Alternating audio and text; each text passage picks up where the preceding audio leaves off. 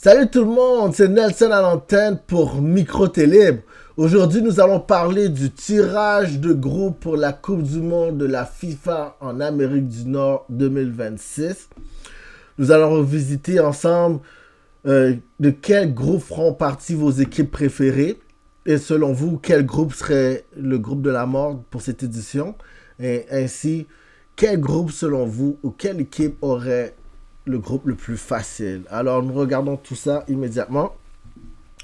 Tout d'abord, on commence avec le groupe A. Le groupe A qui est composé du Mexique, l'Afrique du Sud et la Corée du Sud.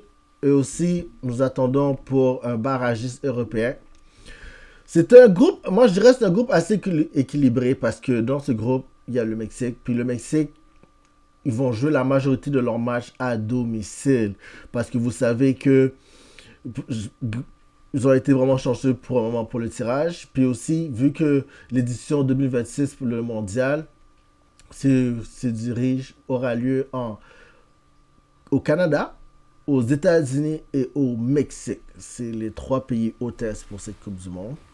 Alors, mais je dis que la Corée peut surprendre. La Corée du Sud peut surprendre. Je sais, dans la Coupe du Monde 2002, ils se sont rendus très loin en finale. Alors, je sais que je retourne vraiment loin dans le passé.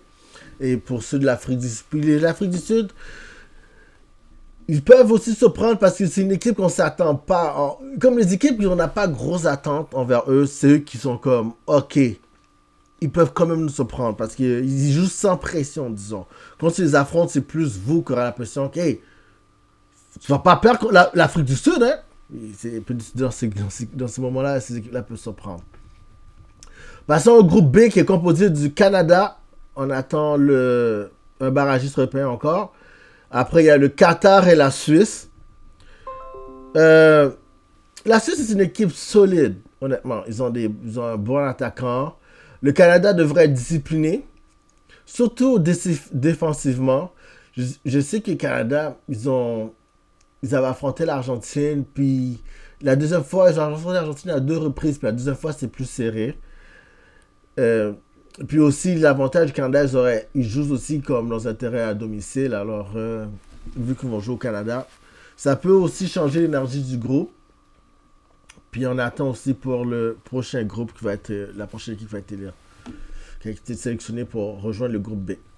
Moi, mais je vais vous parler du groupe C, guys, qui est composé du Brésil, du Maroc, de l'Haïti et de l'Écosse.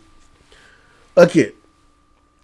Je sais que Brésil, le monde sont comme... C'est un des favoris, comme à chaque édition de Coupe du Monde. Ils font partie des favoris, le Brésil. Malgré qu'ils ont plus... Ils ont plus les joueurs légendaires qu'ils avaient avant, qui étaient composés de Ronaldo, Ronaldinho, Pelé, Romario, Roberto Carlos, Cafu. Là c'est un petit... Ils sont plus jeunes maintenant, mais je sais que le Brésil reste le Brésil. Il ne faut pas les sous-estimer. Le Maroc, pour l'édition 2022, là, guys, le Maroc, ils ont eu toute une belle Coupe du Monde, hein. N'oubliez pas qu'ils ont éliminé le Portugal. Je veux dire... Le Maroc, là, avec Hakimi aussi, le joueur du PSG, le défenseur latéral du PSG qui joue avec eux autres. Je pense que c'est une grosse équipe. Ils ont vraiment une très grosse équipe. L'Écosse peut être imprévisible. Mais moi, ce que je regardais, guys, c'est l'Haïti. L'Haïti, moi, je suis derrière eux à 100%. L'Haïti qui représente une grosse communauté ici à Montréal. Alors... Et j'aimerais ça dire, guys, que l'Haïti, là, c'est une des équipes qui ont joué le moins de matchs à domicile durant la qualification. Qui veut dire que la majorité des matchs de qualification qu'ils ont dû jouer étaient à l'extérieur. À cause justement de ce qui se passe en Haïti, le conflit politique avec l'État. Alors moi, ma chaîne, c'est pas une chaîne de politique, alors j'en marque pas là-dedans. Mais juste pour vous dire... c'est quand même surprenant. Des fois, je me pose des questions. Où est-ce que les gars se sont entraînés? Là, je suis comme, où est-ce qu'ils s'entraînent, les gars? Genre, dans quel coin du monde? Alors, vraiment, puis vraiment, je suis vraiment fier d'eux autres. Puis, pour ceux qui pensaient aussi, je gardais quelque chose aussi, guys. Il y a une couple de matchs, je sais qu'à Haïti, ils vont jouer juste regarder rapidement. Je sais qu'Haïti vont jouer contre l'Écosse à MetLife Stadium à New York, New Jersey, le 13 juin 2026. Après, ils vont jouer contre le Brésil à Lincoln Financial Philadelphia le 19 juin 2026. Et contre le Maroc à Miami. Ils vont jouer à Miami contre le Maroc, guys. Puis, en plus, dans un. Comme la plage chaude, là, en plus. At Rock Stadium le 24 juin 2026. Alors, c'est vraiment l'équipe que je regardais de l'heure. J'ai vraiment hâte de voir Haïti, comment ça va se passer pour eux autres. Vraiment. Puis, je sais que ils ont eu toute une qualification. Alors, passons à d'autres trucs. Après Haïti, nous avons le groupe D qui est composé de l'États-Unis, du Paraguay, de l'Australie, puis on attend le prochain candidat. Les États-Unis qui encore, eux sont à domicile. C'est sûr qu'ils vont dominer toute la... Je sais qu'ils ont une grosse pression, eux autres. Vous savez pourquoi? Parce qu'eux, ils sont dit, sont en Amérique du Nord. Je sais que supposément Donald Trump va peut-être faire partie, on va sûrement le voir durant l'inauguration de la Coupe du Monde. Ils vont vouloir tout donner pour leur équipe, pour leur patrie. Je sais qu'ils vont tout faire pour essayer de se rendre très loin. C'est une équipe à ne pas sous-estimer. Et le Paraguay peut être dangereux, comme l'Australie, comme toujours. C'est pas une équipe qui ne sont pas lâches. Ils vont quand même se battre malgré. Ils sont aussi parmi ceux qui sont sous-estimés. Groupe E qui est composé de l'Allemagne, du Curaçao, la Côte d'Ivoire et l'Équateur. L'Allemagne doit absolument se racheter après leur dernière Coupe du Monde ratée. Vraiment. Mais attention à la Côte d'Ivoire et à l'Équateur. Deux équipes physiques, rapides, intenses. Les Curaçao qui vont jouer un rôle de... qui sont un peu underdog, mais ils restent non plus un collectif qui progresse. Parce que toutes les équipes sont ces Coupes du Monde. Il ne faut pas oublier, guys, la Coupe du Monde est l'événement sportif le plus prestigieux au monde. Il n'y a rien qui bat ça. Ni le Super Bowl, ni la Coupe du Monde d'hockey, ni la Coupe Stanley, ni la NBA basket. Il n'y a rien qui bat ça. La Coupe du Monde est l'événement sportif le plus prestigieux. C'est pas pour rien que, d'autant plus que Cristiano Ronaldo est la célébrité le plus suivie au monde. Cristiano Ronaldo, qui est le joueur portugais qui a joué longtemps pour Real Madrid, Manchester, Juventus, et ainsi que là, il est présentement à Al Nassr. Et la personnalité publique le plus follower du monde. Plus que vos Beyoncé, Taylor Swift, Jay-Z, Kanye West. Personne n'est plus suivi que Cristiano Ronaldo. Puis d'autant plus, je pense que ça prouve l'impact du soccer à travers le monde entier. Et on passe au groupe F. Il y a le Pays-Bas, Japon, on attend le prochain, et la Tunisie. Japon, là, je trouve qu'ils sont très bons, man. Ils ont un attaquant qui est très fort en ce moment. Il ne manque pas ses buts. Et le Pays-Bas reste quand même l'équipe préférée du groupe en ce moment. Mais je pense que tout peut nous surprendre. La Tunisie, eux, restent une très bonne équipe qui reste forte et disciplinée. Il ne faut pas oublier aussi.